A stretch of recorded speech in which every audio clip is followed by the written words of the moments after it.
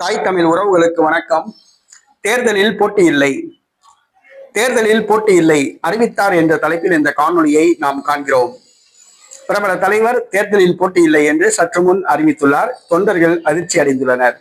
ஆம், தமிழக வெற்றி கழக தலைவர் விஜய், இவர் தமிழக வெற்றி கழகத்தை 2024ஆம் ஆண்டு ஆரம்பித்தார். அவர் கட்சி ஆரம்பிப்பதற்கு முன்பே அவருக்கு ஆலோசகராக இருந்தவர் ஐபேக் நிறுவனத்தின் தலைவர் பிரசாந்த் கிஷோர். இவர்தான் விஜய்க்கு தேர்தல் ஆலோசகராக இருந்தவர். இந்த பிரசாந்த் கிஷோர் தான் 2021ஆம் ஆண்டு திமுக ஆட்சிக்கு வருவதற்கும் நிதிஷ்குமாருக்கும் மம்தா பானர்ஜிக்கும் தேர்தல் ஆலோசகராக பணியாற்றியவர். அவர்கள் அந்த தேர்தலில் வெற்றி பெற்று ஆட்சி அமைத்தார்கள். ஆனால் இந்த தேர்தலில் நடிகர் விஜய்க்கு கட்சி ஆரம்பிப்பதற்கு முன்பாகவே இவர் ஆலோசகராக பணியாற்ற தொடங்கினார். ஒரு சில மாதங்களுக்கு முன்பாக இவர் தனி கட்சியை ஆரம்பித்தார். பீகாரில் இவர் கட்சி தேர்தலில் போட்டியிடுகிறது. வருகிற நவம்பர் 6, நவம்பர் 11ஆம் தேதி சட்டசபை தேர்தல் நடைபெற உள்ளது. நவம்பர் 14ஆம் தேதி வாக்கு எண்ணிக்கை நடைபெறுகிறது.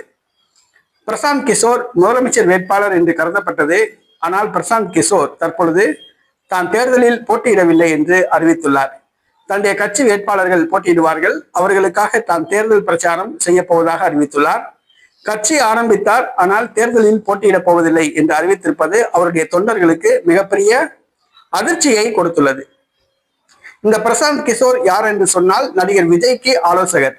பீகார் தேர்தல் முடிந்த பின்பு இவர் தமிழகத்துக்கு வருவார். நடிகர் விஜய்க்கு ஆலோசகராக தொடர்ந்து செயல்படுவார். பிரசாந்த் கிஷோர் பாதையில் விஜய் பயணிப்பாரா, பிரசாந்த் கிஷோரை போன்று விஜய் தேர்தலை புறக்கணிப்பாரா என்பது தெரியவில்லை. பொறுத்திருந்துதான் பார்க்க வேண்டும். தற்பொழுது பிரசாந்த் கிஷோர் தான் தேர்தலில் போட்டியிடப் போவதில்லை என்று சற்று முன் அறிவித்துள்ளார்.